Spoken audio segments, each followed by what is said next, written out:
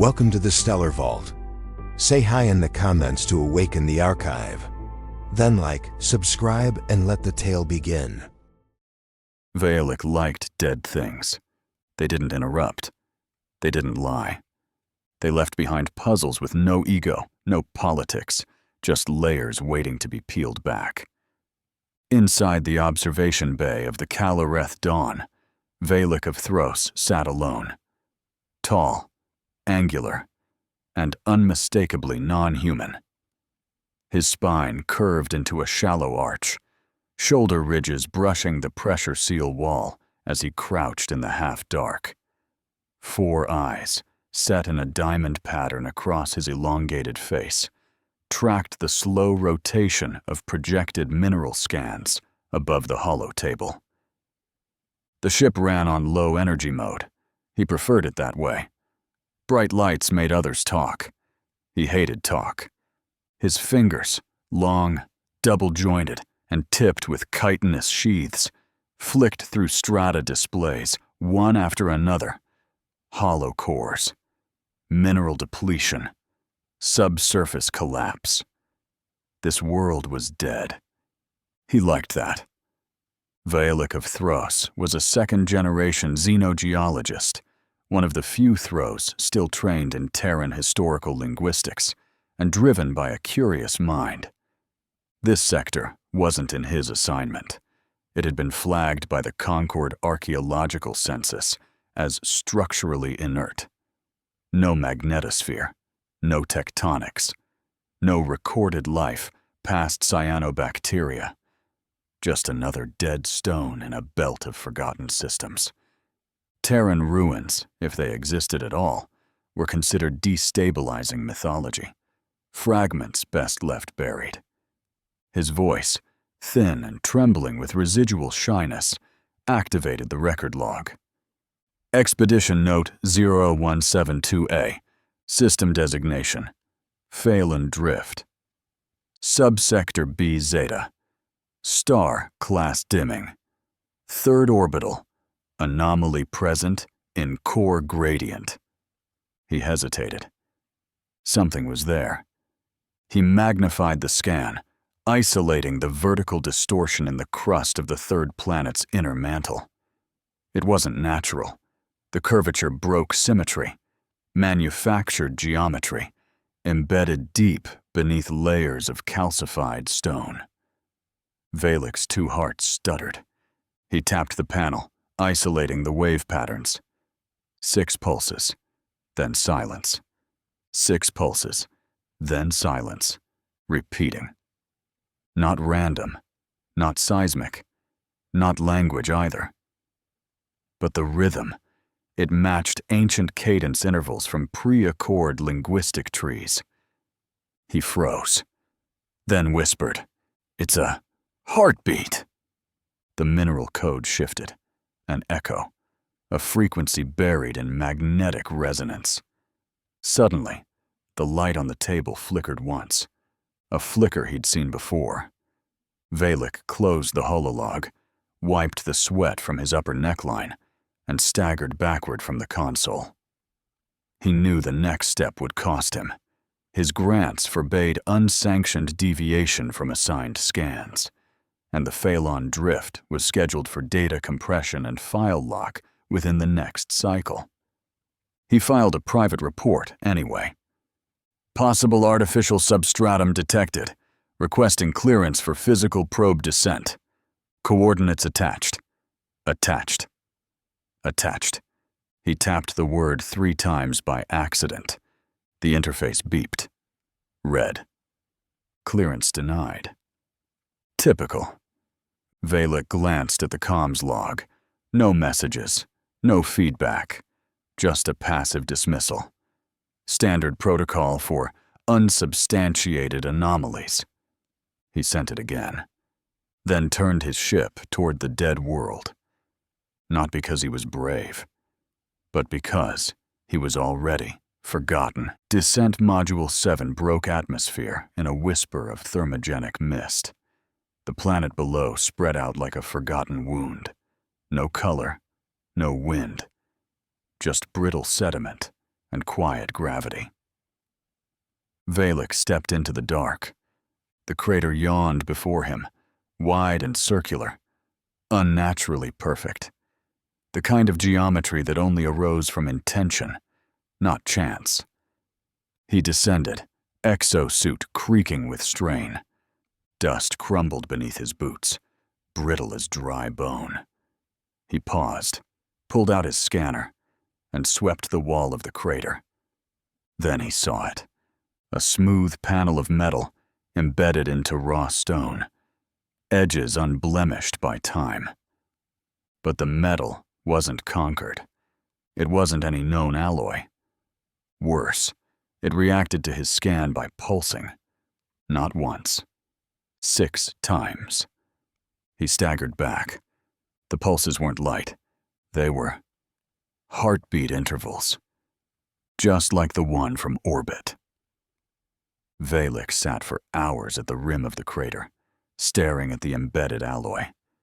He took dozens of samples, core scrapings, ambient radiation snapshots, even trace field residue from the surrounding stone. The results defied standard categorization. None matched conquered alloys or known xenometals. Some returned fragmented sequences from ancient archives. Others folded into recursive code patterns, corrupting themselves upon decryption, like something was resisting being read. He cross-referenced the structural geometry. The edges were too clean, the density too variable. Design traits not seen since early Terran construction theory. But that made no sense. Humanity had vanished over 6,000 cycles ago, erased in the collapse. The very idea of a surviving Terran artifact, let alone one buried this deep, was impossible. And yet, the more data he compiled, the more the evidence whispered the same word in the back of his mind. Human. Not conclusively, not provably, but insistently. As if whatever had left this behind had done so to be found, not by the conquered, not by Thros, but by someone who would remember what humans once were. He uploaded his data to the Central Concord Science Network, attached every field report, logged every second of video, and then waited. Nothing. Hours. Nothing. Until a single response. Report irrelevant. This system is not on the critical path. Terran artifacts are not considered critical research material. Terminate deviation protocol. Return to assigned work. The message wasn't signed. He read it twice. They hadn't even used his name. Later that night, aboard the Calareth Dawn, Valek couldn't sleep. The pulse, the rhythmic heartbeat he'd detected, echoed through his mind like it was still playing in the ship's systems. Then he had an insight. It wasn't a heartbeat. It was a frequency lock. He stood up and ran a scan recalibration. His environmental filters hit the same cadence again. 6 pulses, then silence. The system didn't flag it as anomalous, but he did. He rerouted the signal through the archival decryptor and layered it through a low-band resonance scrubber. Once. Twice. Third pass. Something shifted. A buried transmission. Fragmented. Old. Encoded in deep frequency compression. A voice. Not mechanical. Not alien. Human. Distorted. Fractured. But unmistakably spoken in Terran standard. We never left. The message looped, then expanded. We were not erased. We are not extinct. We are watching. Valek sat motionless, mouth dry, 4 eyes unblinking as the transmission played again. To those who still search, look deeper. There is more buried than stone. No coordinates, no signature, just intention. He shunted the log into a private cache, tried to reroute it through the Concord network. The system flagged it as corrupted metadata, refused the upload. Again and again. Finally, a message came through. Official. Sterile. Do not pursue this. Your station is under review. Terminate deviation protocol or face revocation. No name, no department. Valek didn't reply.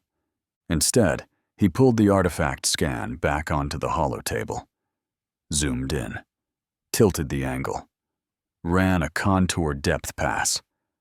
There, on the lower right quadrant, etched faintly beneath a layer of oxidized dust. A handprint. 5 fingers. Human proportion. Left on purpose. And just below it, in universal pictoglyph, we were first. He didn't speak. He didn't move. But the message kept repeating in the back of his mind. We never left. Valek did not sleep the night after the discovery of the message. He remained in the dim observatory chamber of the Calareth Dawn, orbiting in slow drift above the 3rd planet.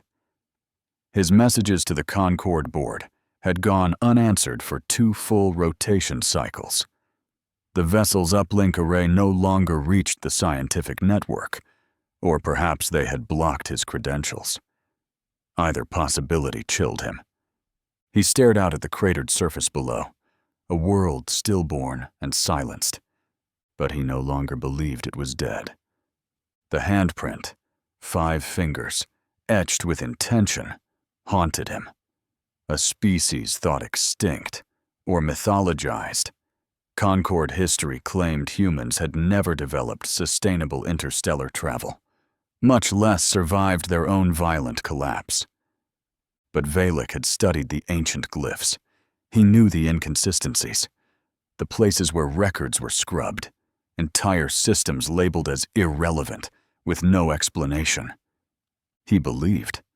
No. He knew. So he set course for the next point in the drift, a small planet tucked behind a dwarf star, unlisted even in the raw deep survey logs. It shouldn't have shown up, but something in the buried signal, 6 pulses, silence, had repeated again after a silence of 41 cycles. This time, with slight triangulation shift. A pattern. A map. He wasn't just chasing ghosts anymore. He was being shown. The new world was dust and stone. Brown dunes, cracked surfaces, low-density atmosphere. No native sentience. At least, that's what the Concord files claimed. But they were wrong. From low orbit, Valek saw fire. Not uncontrolled, not geological. Contained flame, used to heat stone. Circular encampments, patterns in the dirt. Symmetry. He enhanced the feed. Then he saw them. Small, quadrupeds, covered in fibrous fur, elongated forelimbs, large skulls. Packs of them moved between rocky outcroppings. They didn't speak, not in words, but they gestured, pointed, sang in whistles and rhythmic calls, and every so often, one of them would pause, as if listening to something the others could not hear. Not coincidence, not nature. Valek descended. He landed 5 kilometers west of the encampment, masking his ship behind a jagged ridge. No contact, no approach. Pure observation. That night, he set a perimeter and engaged the silent drone, a personal observation unit with optical cloaking and biological masking. Valek had only used it once before. Now, he kept it low to the ground and sent it gliding across the rocky field. It moved like wind. The footage it returned made his hands tremble. Tools, stone, bone, twine. Simple, but engineered. The creatures, proto-sentients, worked in collaborative structures. Some watched stars, others carved in sand. And one knelt near a fire pit, sketching shapes into the ash. The symbol it drew made Valek's throat close, a 5-fingered hand, crude, uneven, but it was there, etched into the ash, just like on the buried artifact. They were here, he whispered. The realization flooded him. This world had been touched, quietly, carefully, nudged along an evolutionary path by someone who didn't want to be seen. But why? And for what? He deployed another drone, low-orbit atmospheric scan only. No probes, passive data retrieval. What it found made no sense. A layer of electromagnetic haze, barely measurable, hovering just above the northern polar cap. It wasn't random. It was harmonized, pulsing at faint frequencies below Concord detection thresholds. He isolated it, listened. 6 pulses, silence, then something new. A fragment, not a word. A sound, a human one. His translator couldn't match it, but his gut knew. It was laughter, distant, gentle, watching. He tried to record the signal. The equipment refused. Every attempt looped back in corrupted fragments, like the frequency was aware. As he ran the resonance scan through a layered decryption matrix, another phrase emerged, nested deep beneath modulation folds. They are not yours to name. Not a live transmission, not directed at him. A recording. Buried. Like everything else on this world, waiting to be found. The voice was human, measured, left behind like a fingerprint pressed into time. Then the channel died. No source, no trace. Gone. He activated full perimeter lockdown. That night, his proximity alert flickered once, then silenced itself. Curious, he checked the external view feed. The footage showed something. A shadow, faint and transparent, like a shimmer of light sculpted into form. It wasn't a body. It was a projection, encoded in light and dust. A figure stood on the ridge, arm raised, 5 fingers. Then, slowly, it dispersed. A memory built from air and signal, waiting to be seen. The next morning, Valek prepared a final report. He encrypted it using a private back channel once reserved for his mentor. Long dead. In the message, he spoke plainly. The humans survived. They've gone somewhere the Council cannot reach. They are watching us. They are shaping the next minds. And I believe we were never the apex of this galaxy, just temporary caretakers, until the true architects return. He paused, looked out across the horizon. One of the furred creatures stood on a high rock. It stared directly at his ship. Its small hand opened. 5 fingers. Valek stood in the center of the Concord Tribunal Hall, summoned under the guise of clarification. But the geometry of the room told him otherwise. He was not here to explain. He was here to be measured. The air was filtered to a sterile chill. White spires arched upward, echoing no particular cultural aesthetic. A deliberate choice, he suspected. Erasure by neutrality. His voice trembled slightly as he presented the projection. This signal, he said, gesturing toward the 6-pulse transmission rotating above his head, does not conform to any known language used by member species. But when isolated and slowed, the rhythm mirrors neuropattern sequencing found in Terran pre-collapse technology. A ripple of discomfort passed through the hall, not gasps, but the subtle shift of 100 postures, the tightening of collars, the leanings of advisors toward delegates. The word Terran was not banned, but it was rarely spoken, like a ghost at the table. "Are you suggesting," drawled Counselor Ezreeks of the Agrathi cluster, his mandibles flaring, "that the humans, a species officially recorded as extinct since Cycle 701, have transmitted a message from a garden world on the Galactic Rim?" Valek hesitated. The data was all he had. Data and instinct. "I'm suggesting the evidence points to an intelligence that matches human signature patterns. The signal isn't random. It's a directed frequency. And the biological uplift in Sector Delta 14 aligns with Terran intervention patterns." "You're reaching," said another voice. This one, colder. Counselor Velnari, one of the senior members, and an archivist. Her words carried weight. "You're aligning coincidences and calling them conspiracy." Valek's throat tightened. "I've submitted 2 worlds with evidence of external seeding. Both species show accelerated cognitive development, symbolic reasoning, and ritual burial behaviors, all within the last 5 cycles. That rate of development is statistically impossible without guidance." Counselor Velnari narrowed her pale eyes. "Impossible according to what model? The ones we created post-Earthfall? The ones rewritten after humanity tore holes in space they couldn't seal?" There it was. The real fear. The hall fell silent. Valek took a breath, lowered his head. "I'm not accusing, I'm not warning, I'm observing, and I'm asking the Council not to dismiss the possibility that we may be watched in return." Murmurs, the kind that slithered like static.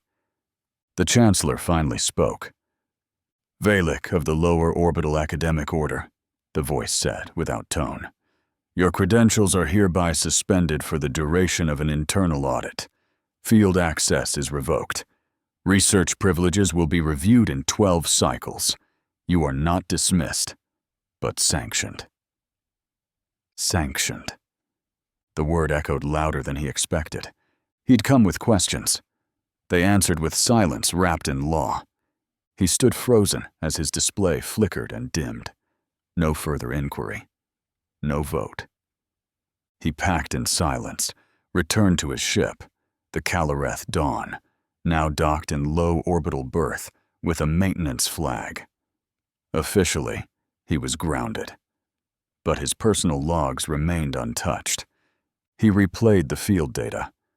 Again, and again, and again. The handprint, the burial fire, the obelisk, the message. We never left. On the 13th replay, his eyes caught it. Not in the scan's focal arc, but the periphery, where anomalies were born. A shimmer near the obelisk's crown, a distortion, a reflection, a humanoid outline, not recorded by the drone, but reflected in the stone. The console beeped. Unauthorized signal. Valek froze. He traced the input. No known source, no traceable path, just a set of coordinates, a low-frequency tag embedded in the static, followed by a string of characters. He ran translation. Terran Standard. Sol. You believed. Now see. He didn't hesitate. Ship override. Manual launch. He fed in backup code from his earliest field missions, when he was still allowed to think freely. The Caloreth Dawn roared to life. They would trace it eventually. Flag him. Question him. Let them. He was done with fear. The jump took longer than expected. The navigation failed twice. He adjusted manually. And then, the void peeled away. After what felt like an eternity, he arrived in the Sol system. But Sol was not what the archives had shown. Not desolate, not irradiated. There were satellites, defense grids, planets terraformed, and a single ship waited at the edge of the system, silent, beautiful. A lattice of silver and dark light, larger than anything the Council had ever built. And then, a voice in his own language. "We have watched you, Valek. You listened when others denied. Come, there is more to see." The Calorith Dawn hovered in stationary orbit above Triton, Neptune's largest moon. There had been no voice after the message. You believed. Now see. And yet, upon reaching the orbit, his systems responded. A docking vector appeared. The ship complied. He did nothing. It was as if something far older and far more certain had already decided he would come. No defense grid intercepted him. No transmission challenged his arrival. Just a trajectory correction, silent and absolute, fed directly into his ship's nav system. The landing site was like nothing in the archives. A flat expanse of ice rimmed by jagged cliffs, softened by atmospheric shielding he hadn't detected. The Calorith Dawn touched down without a whisper. A voice followed, not over comms, not audible. A thought, seeded into the interface itself. When Valek stepped out, he found not cold, but balance. A curated climate, wrapped in artificial skies. There was no one to meet him. The ground beneath him was living metal, smooth, reactive, softly humming beneath his boots. In the distance, across the translucent dome, he saw it. A sanctuary. Trees, green, spiraled, swaying as if responding to some unseen rhythm. Water, clear and glowing at the edges, home to fish with trailing bioluminescent fins. Strange birds glided between gently arched branches, wings humming instead of flapping. Farther still, he saw buildings, not the monoliths of Concord, but structures grown from the terrain. They shimmered with light patterns, curved in Terran sacred geometries. Some bore markings he recognized from forbidden linguistics, glyphs once etched into earth-bound shrines before the collapse. And still, no people. No beings, only presence.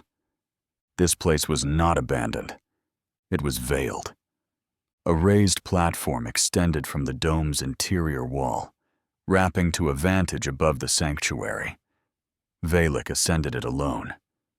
As he reached the top, the platform lit softly beneath his steps. At the center stood an obsidian monolith, not monumental in size, but gravitational in presence.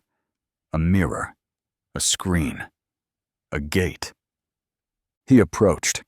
The surface shimmered at his nearness. The monolith flared once. Images cascaded across it. Earth, burning, cities falling, council fleets erasing archives, arc ships fleeing into deep black, stasis vaults, terraform attempts, failures, adaptation, persistence, silence. It was a history no one admitted existed. Valek staggered back, breath caught. This was not a discovery. This was a reveal. A chime sounded, not from his ship, but from beneath the monolith. A new signal. Coordinates. More dots. Dozens of them. Each one a sanctuary. Each one a story. And among them, some marked in amber glow. Active.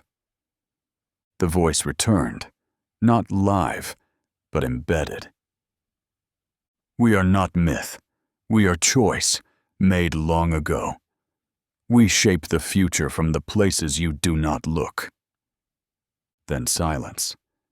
He waited. No more messages. No further instruction. Only stars.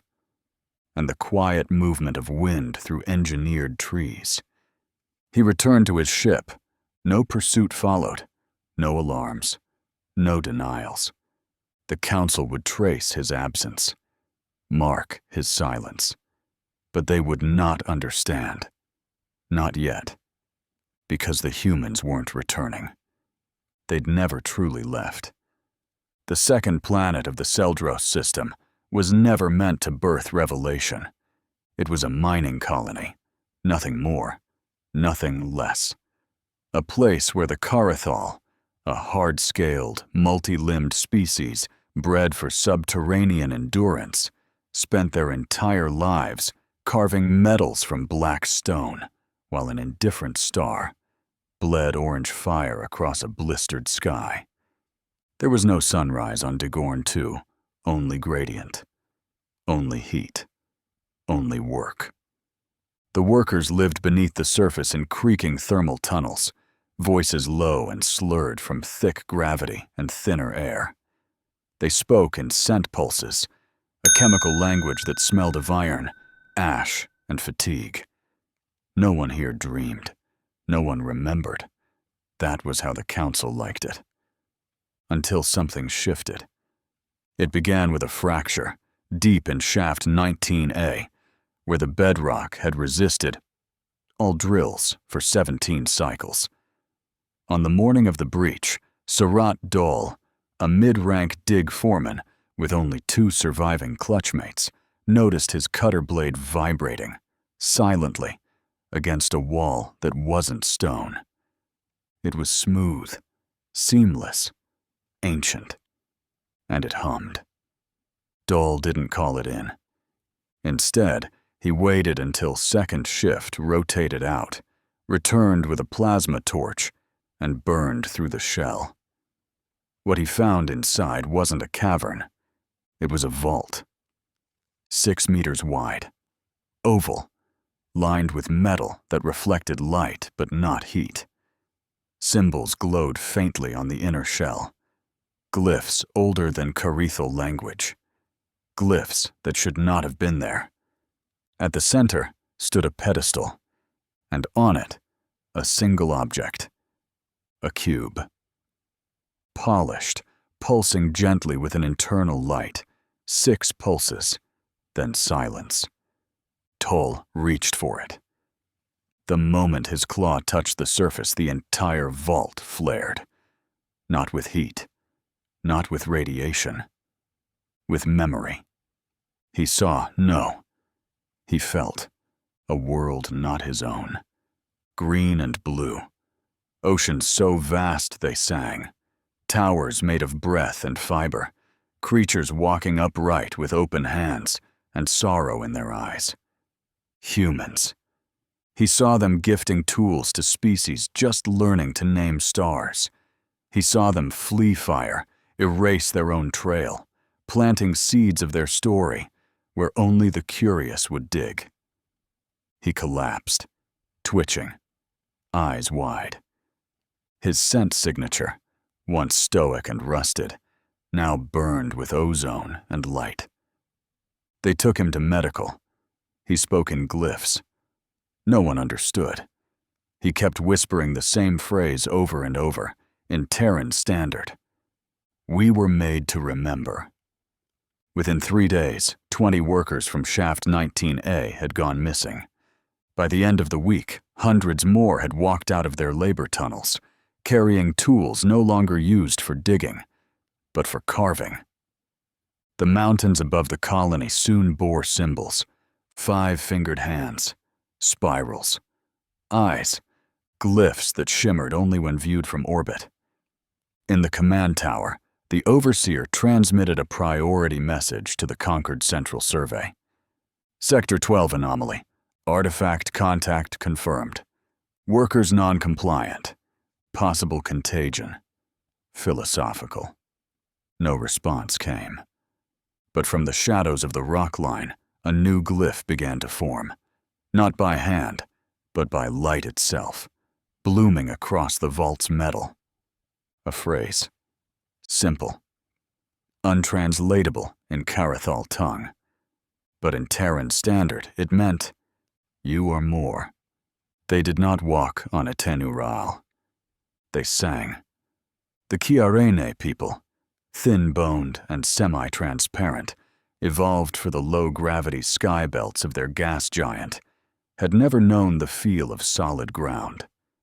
Instead, they drifted between floating coral towers and anchored sky reefs, their cities tethered to atmosphere pockets by great humming pylons of living metal. Each citizen was born into a chord, a harmonic family of 7. Names were tonal. Knowledge was passed not through books, but resonance, carried on currents of air that rippled through their crystalline membranes. But what they sang was filtered, and what they were forbidden to sing was erased. The council hymn code was sacred. Every Kiarene knew its intervals. Each morning began with its recitation, praises to the accord, acknowledgments of peace, reminders that the old harmonics, the pre-council scales, were dissonant and dangerous. Yet among the skybound archive orbitals, there were still rumors. Songs not registered in the lexicon, melodies whispered in static. On the 13th orbit of the bloom cycle, a child was born without pitch, without a key, unvoiced. They called her Teth-4, though her name could not be sung. Born to the chorus of Gley, she failed all harmonic resonance tests. No chord dared claim her. The council deemed her a failed frequency. She was to be ritually sent to the silence pool. But on the day of the casting, Teth-4 did something no Kiarene had done in 1,000 cycles. She spoke. "It is beneath," she said. Her voice was not a song.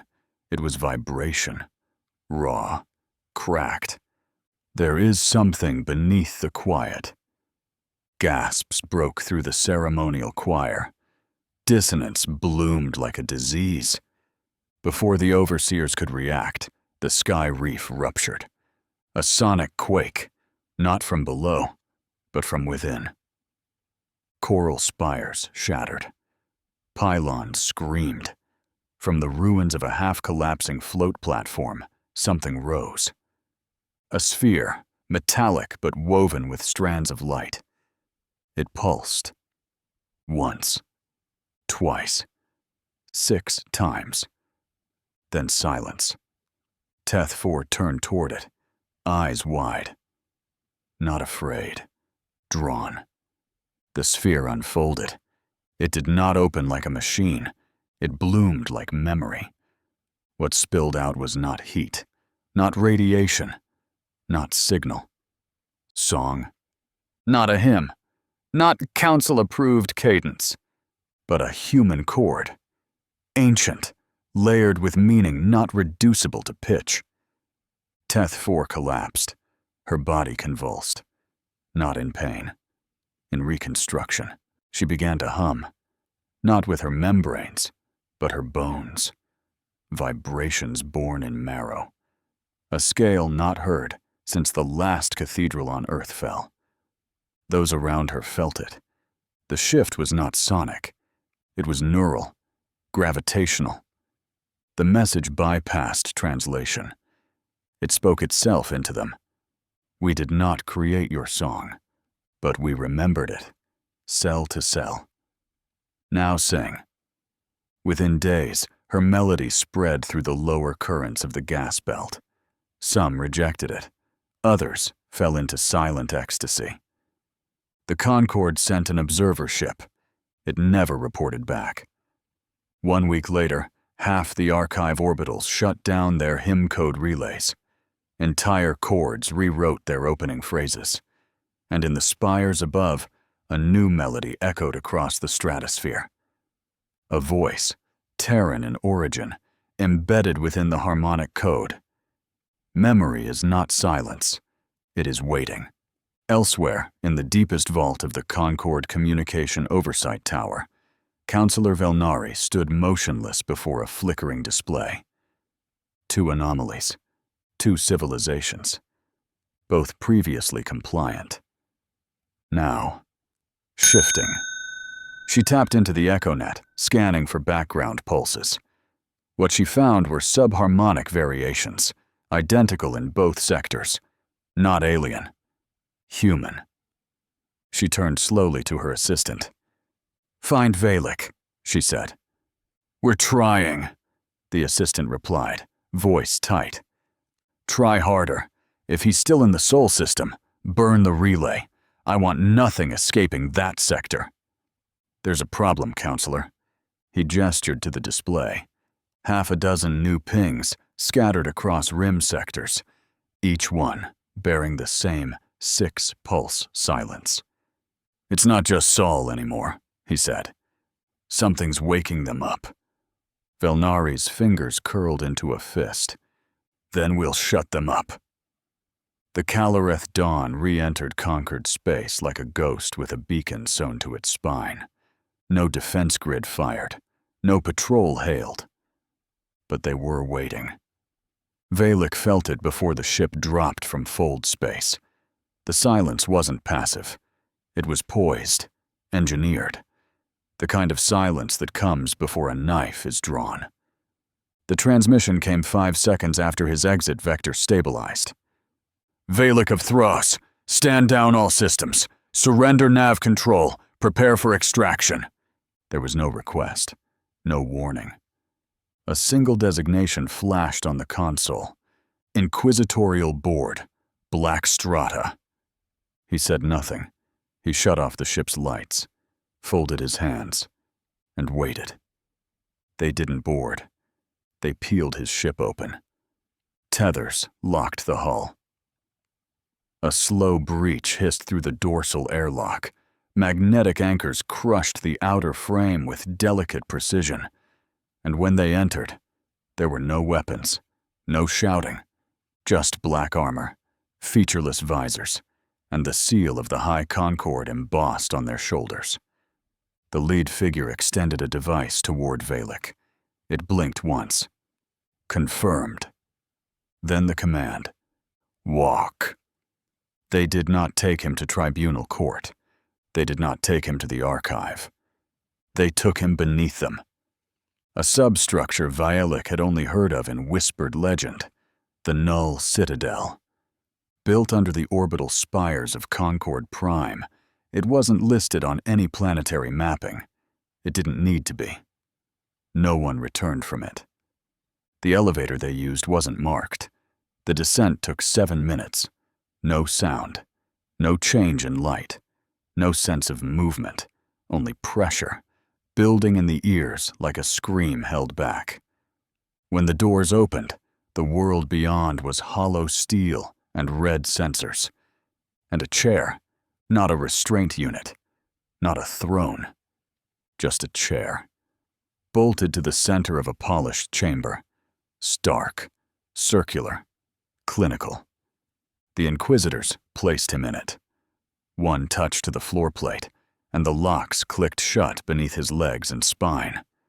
Not pain, not paralysis, just control. Then the lights dimmed, and Counselor Velnari entered. She wore no armor, no official garb, just the black-gray robes of Concord's internal order. No insignia, no medal. She did not look angry. She looked disappointed. "You should have remained in exile," she said. Valek met her eyes. "They showed me the truth." Velnari stepped forward, not aggressively, but as if adjusting something broken. "They showed you what they wanted you to see." He smiled, faintly, bitterly. "You sound afraid." She stared at him, long enough to measure his defiance, long enough for the silence to bruise. Then her hand twitched. A subtle gesture. Pain flared in his back, not from a device, from his own nerves turning inward.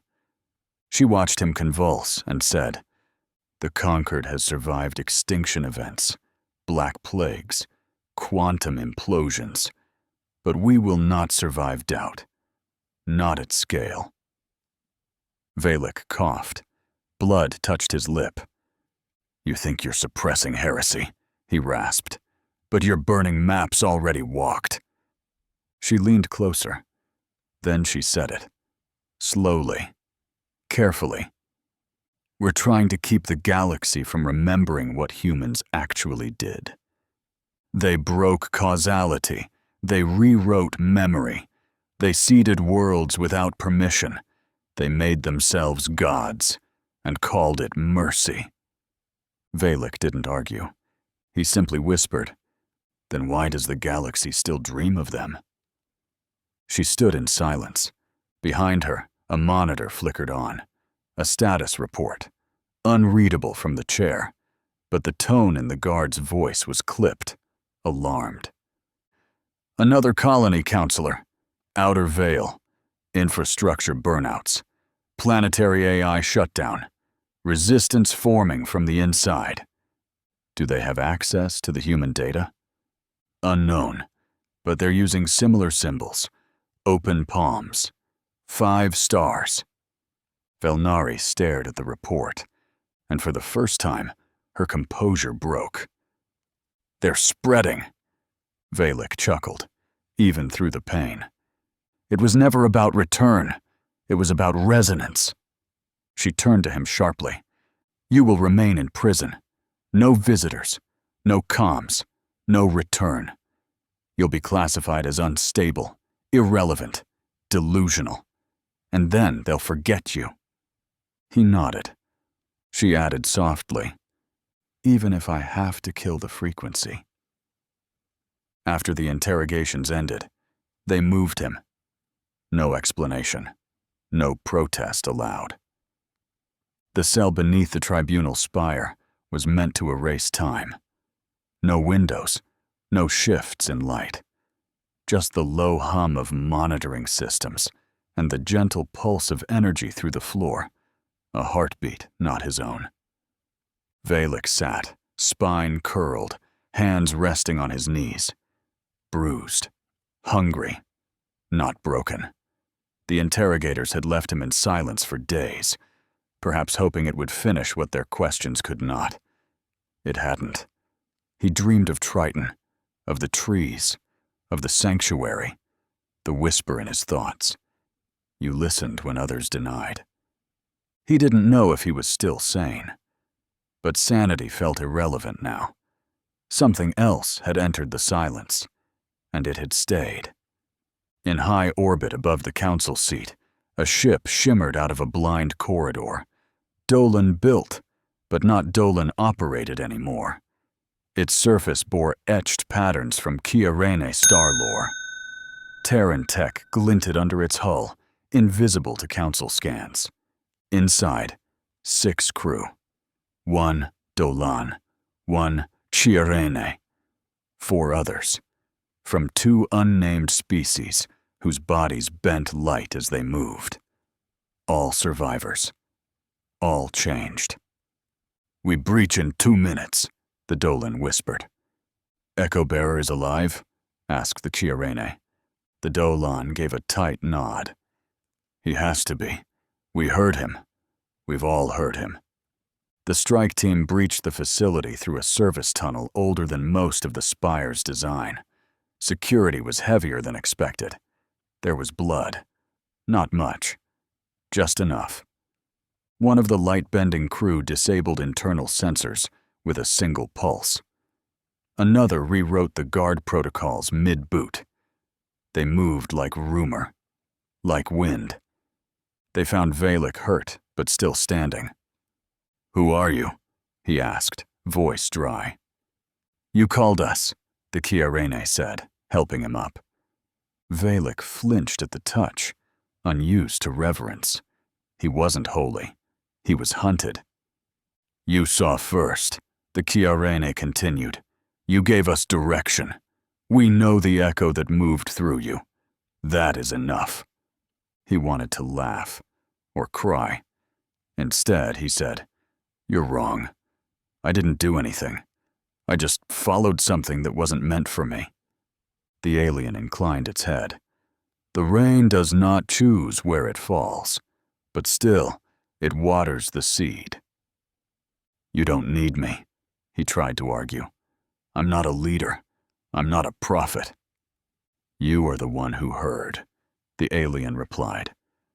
And that, somehow, was worse, he thought. The escape began like a breath, sudden and absolute.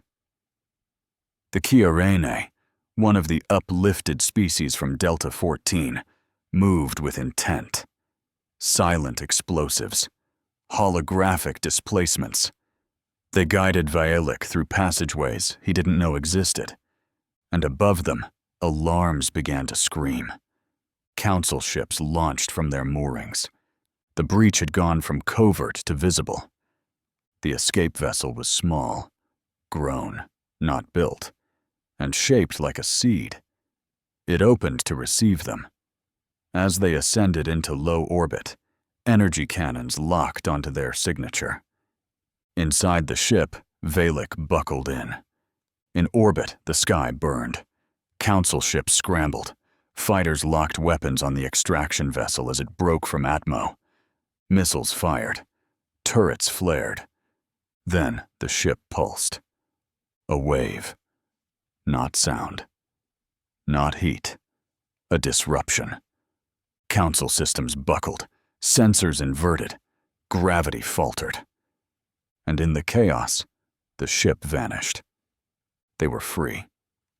For now. Inside the Citadel, Velnari stood at the holomap. She didn't curse. She didn't panic. But she issued a new command. Activate Echo Silence Protocol. If any of the other sites send signal, we silence them. If the Dole or the Kiarene attempt contact, we erase their skies. A junior officer hesitated. "Counselor, this will start a war." Her eyes narrowed. It already has. At the edge of Sector 6, dozens of vessels, none of them Council approved, dropped out of fold space. Independently built, hybrid tech, irregular formation. Not military, but ready. Leaders of smaller civilizations, long treated as footnotes, had banded under a new signal. One marked in amber light, a 5-fingered hand, palm open, stars orbiting its center. They didn't demand. They didn't broadcast. In deep space, Vialik watched. Not from safety, not from a throne. From the bridge of a vessel not his own, crewed by those who believed he was the echo bearer. He hated the word. But when he tried to say so, they simply shook their heads. Around him, thousands more, ships of every shape, color, ancestry, gathered, waiting. He wasn't alone. But inside, he felt as if he was. He'd never meant to lead anything. He still didn't. But it no longer mattered, because the story wasn't his anymore. It was theirs. They waited. The message was clear. We are not under you anymore. The lights in the Council Citadel dimmed not out of economy, but as a precaution. The wider the rebellion spread, the less secure power grids became, even in the galactic seat of order. Inside the central chamber, a silence reigned that no quorum code could break. Counselor Velnari stood at the center, the sharp white hem of her official robe brushing the mosaic floor. Behind her, on the main display wall, pulsed a single phrase. Echo silence, protocol denied. Velnari had ordered it, and nothing happened. A senior tech explains, carefully. The protocol requires unanimous approval by all 9 core counselors under charter seal. You cannot initiate it alone, counselor. She didn't know. The most powerful female in the galaxy had just realized she was not as in control as she believed. That humiliation became her drive. Across the galaxy, embers were catching flame. Not just the Dole and the Kiarene, but dozens of other names she barely remembered. Frontier species, low-tier planets, cultures cataloged and silenced a generation ago. Now they were resurfacing. She summoned the emergency council. The chamber filled within the hour, delegates shimmering in by fold projection, full-spectrum feeds. Some looked tired, some frightened, but most looked angry, at her, and at what she had failed to contain. She did not flinch.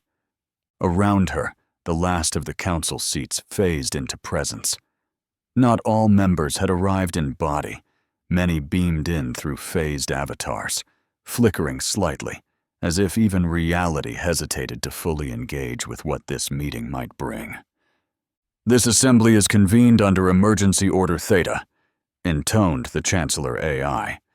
"Councillor Velnari presiding. All primary delegates present. A vote on extraordinary authority will be recorded following deliberation." Velnari didn't wait. She stepped forward, spine straight, gaze cutting. "Your attention," she said, voice clipped, reverberating through the chamber. The echo silence protocol was issued. It failed. Not due to execution, but legal restriction. Her gaze swept the room. It requires unanimous council assent, a safeguard, apparently, against unilateral abuse, which was not, I assure you, my intention. But let me be clear. "You've seen the reports," she said. Her voice was quiet, precisely so. It made them lean in. "You've all received them in sealed file, but allow me to illustrate." She made a gesture. The chamber darkened further, then filled with data. She hovered her hand against the data table. A dozen rebellion reports flared into the air, highlighted, red, growing. This is not protest. This is not descent into chaos. This is coordinated disobedience, multiple systems with simultaneous uprising. The Dole, the Chiarene, and others we thought scattered or domesticated. This is not natural.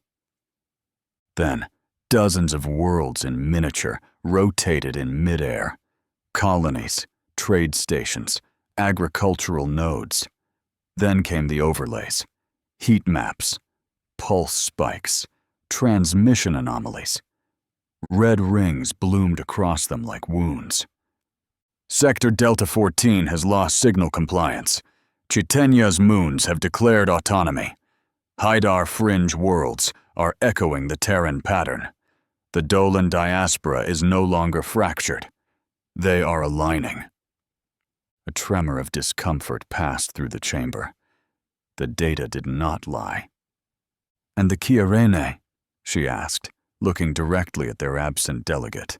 An empty projection slot.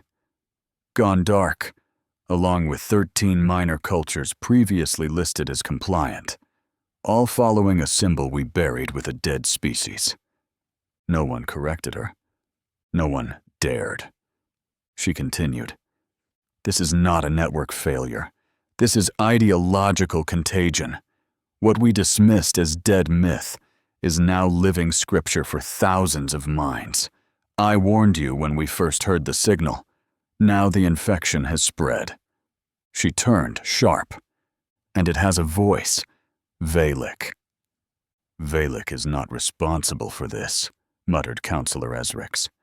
"He was curious, reckless maybe, but not treasonous." Velnari raised her voice, not in anger, but in command. "He listened when others were told not to. That alone makes him a vector, a sympathetic symbol. Already, we've intercepted communications, naming him as Echo Bearer, Catalyst. Some even call him the Listener." She tapped her data tablet. A flood of intercepted phrases echoed into the room. "He heard what we were not meant to. He carries the silence that speaks. He saw the hand, and it did not burn him." "Symbols matter," Velnari said, her voice low. "They always have. Before rebellion comes belief." Another murmur. "Uneasy." "So what do you propose?" asked a delegate from the inner spiral. Velnari nodded once. "I request unanimous authorization to activate the Echo Silence Protocol." That phrase silenced the murmurs. Some counselors leaned forward. Others froze. "You cannot mean," one began. "It is not a purge," she said quickly. "It is a recalibration, targeted signal isolation, identification of key symbols, phrases, pattern clusters. We cleanse the myth before it becomes theology." "And Valek?"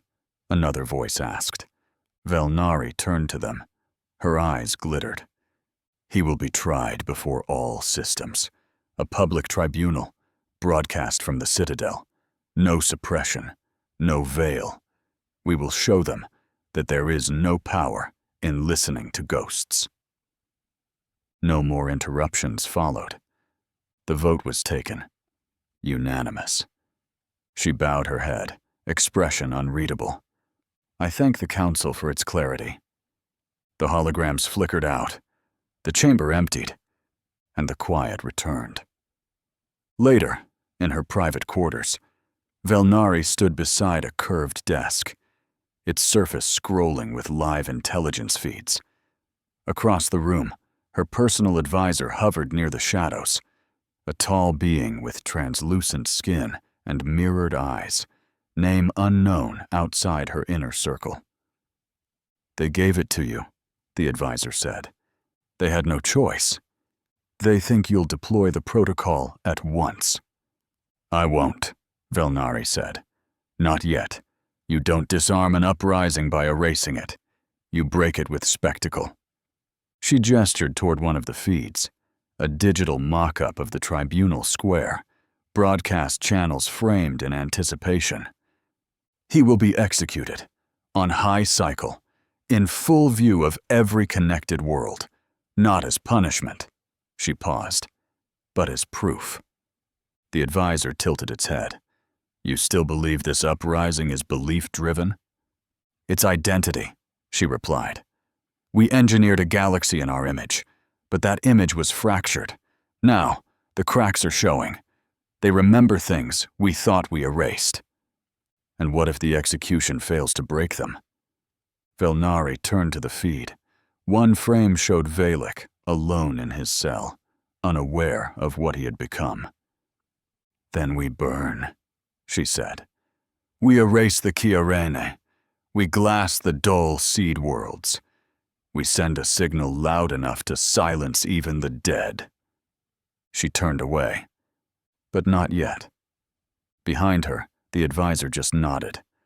Elsewhere, far beyond the Citadel, in Sector 6, rebellion simmered and waited. On a moon once forgotten, children carved symbols into the dust, not knowing their meaning, only that they had always been there. A storm was coming, but not the kind Velnari feared. Something older, something that remembered. The fleets were deployed within 2 cycles.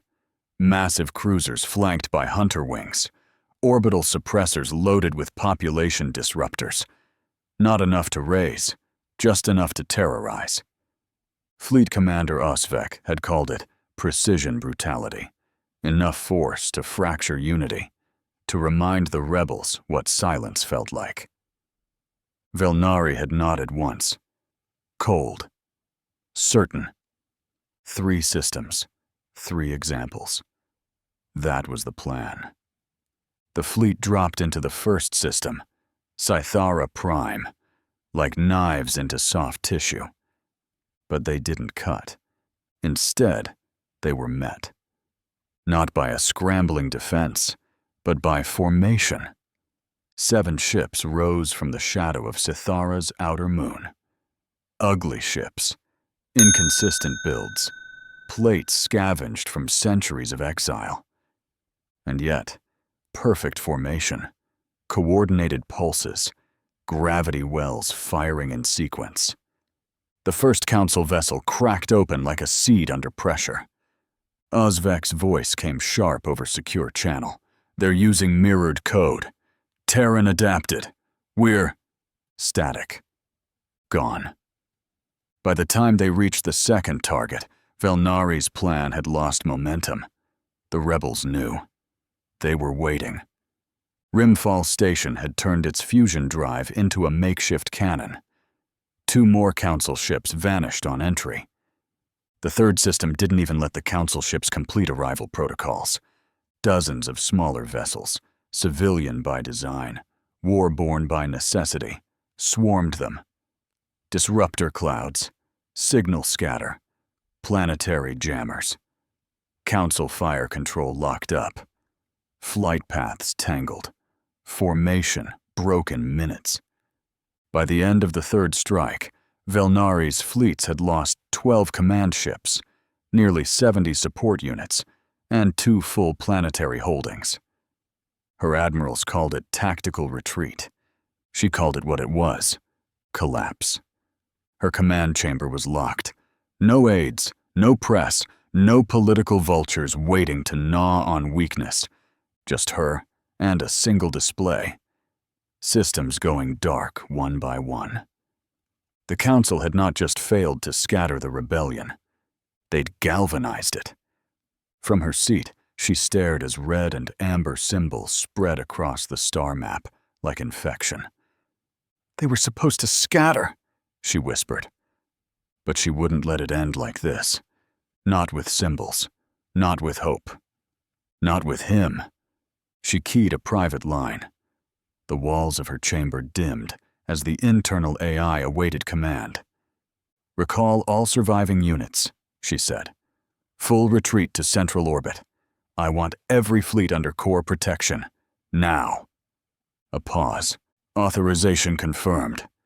She leaned back in her chair, skin pale beneath layered bone filaments. Her shoulders were tense. Her eyes burned. Victory was no longer the goal. Obedience was. And if she couldn't strike fear into the rebels, she would do it through Valek. She stared at the tactical reports as if they were beneath her, as if defiance itself should have obeyed. Losses. Failure. Retreat. Now the Council's fleets limped home, dragging humiliation behind them, while 1,000 rebel channels broadcast a single symbol. The open hand. 5 fingers. A Terran echo. Her personal line buzzed, encrypted, untraceable. She narrowed her eyes, then opened the channel. Valek's voice came through. Not desperate, not proud, just quiet. "Counselor Velnari." She did not respond. "I know what's happening. I've seen the ships massing at the edges of Council space. I know what the rebels are planning." Still, she said nothing, but her eyes narrowed. "I'm not asking for your surrender," he said. "I'm asking you not to answer blood with blood." That stung her. She felt it, and hated herself for feeling it. "You want a future," Valek continued, "but you think you can burn your way into it. That fire is already behind you. You're standing in the ashes." Her hand hovered over the disconnect control. Then she heard him say one last thing. "I never wanted this. I only wanted to understand. But now it's bigger than both of us. Don't make blood the legacy." Click. She ended the transmission without a word. Then, softly, dangerously, she said to the air, "Prepare the Echo Silence Protocol." At this same moment, the sky above the Council's capital turned gold. Not with sunlight, with ships. Hundreds of them. Ragged, strange, curved in architecture no Council design database could classify. Vessels shaped by 100 different gravities, atmospheres, philosophies. They came without formation, but they came with unity. From a single point in deep space, the first fire lit. Orbital alarms shrieked across the Citadel. "Unregistered fold space breaches. Multiple drives activating near Defense Grid Alpha." Impossible numbers. Council Defense AI is overwhelmed." After the alarm sounded, Velnari moved to the main war chamber. Now she stood surrounded by projections of chaos. Military commanders barking into headsets, holograms flaring and dying, shield systems struggling to come online. And still more ships came. An uncoordinated swarm. Rebels, yes, but more than that. Not just the Dole or Chiarene. Entire species they had forgotten. Voices they had written out of the galactic record.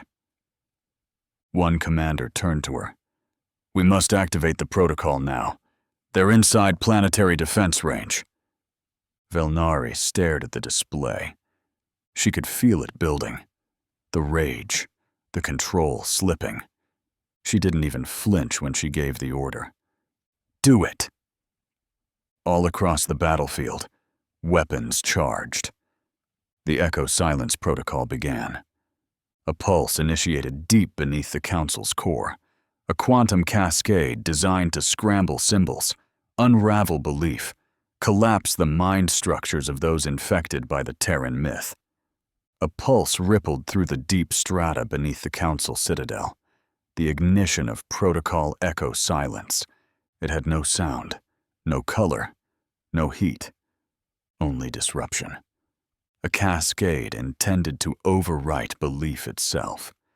Every rebel transmission, symbol, myth, and code traced to the Terran resurgence was meant to unravel, dissolve into static and loss. For a second, it seemed to succeed. The battlefield stilled. Rebel weapons flickered. Uplink towers went silent. 100 minds across the fleet began to tremble. And then, the sky changed. Above the citadel, where orbital clouds fractured around the spires, something emerged. Not an explosion, not a vessel in descent. A ship. But not like anything ever registered in Council archives. It was enormous, not massive in a way that cast shadow, but in a way that bent perspective. It shimmered silver, yet wasn't truly metal. Its surface caught every planetary glint and star pulse, like a mirror made of moving water. It hovered without propulsion, anchored to nothing. It made the world beneath it feel smaller, not by threat, but by presence. And then came the image. A human face appeared in the sky, projected above every battlefield, above every world where Council ships patrolled. A face broadcast not just through local systems, but through the entire Council-linked galactic grid. It was calm, unaged, entirely composed. Eyes that had seen more than time allowed. Velnari stepped onto her command platform, her personal vessel already fueled after the retreat. She barked orders. "Fire everything we have. Target the rebels." The command relays blinked. No response. She hissed. "Execute the Echo Silence protocol again, now!" A technician, wide-eyed, stammered. It's locked. All systems, they won't respond." She pressed her own override. Nothing. Every weapon on every Council vessel was dead. Shields offline. Drives idle. And still, the face in the sky watched. Then it spoke. "Your time is not over, but your power is." His voice was level, not loud, yet it echoed across minds. Not broadcast, understood. You built a council for control. You authored peace through silence. You turned history into ash. He looked past them, through them. From this cycle forward, the council will include all who were once excluded. The Dole, the Chiarene, the forgotten, the fringes. The voices you buried will now rise, and peace will be a matter of presence, not obedience. Velnari stared, unmoving. She whispered, "Who authorized this?" The human's gaze turned, not toward her, toward all of them. They did. And then he was gone. The ship, that impossible reflective arc, stayed there for just one more second and vanished. Not through fold space. It simply was no longer there. But everyone who had seen it remembered. Across the galaxy, rebel ships steadied. Weapons were lowered. Voices rose. Cheers echoed across fleets, not just for survival, but for the return of something long thought lost. Not dominance, not vengeance, but memory. In the silence that followed, systems flickered back to life, not because the human ship allowed it, but because it had made its point. The rebels looked to the stars, their flags of origin no longer mattering. They were new now, and the Council was changed forever. Velnari, aboard her retreating vessel, gave no new orders. She stared at her hands, still trembling, as her console pulsed with a final, damning message. Echo Silence Protocol, nullified at origin. Interference detected. Timestamp, 5,000 cycles prior. She'd seen the face, and she would never forget it. All across the stars, from the Dolan cradle worlds to the moons of Chitenya. The image of the hand, 5 fingers, stars orbiting the palm, pulsed like a heartbeat. The galaxy held its breath. And then, from the quiet between stars, one truth echoed. Silence is not peace. It's just the space before remembering.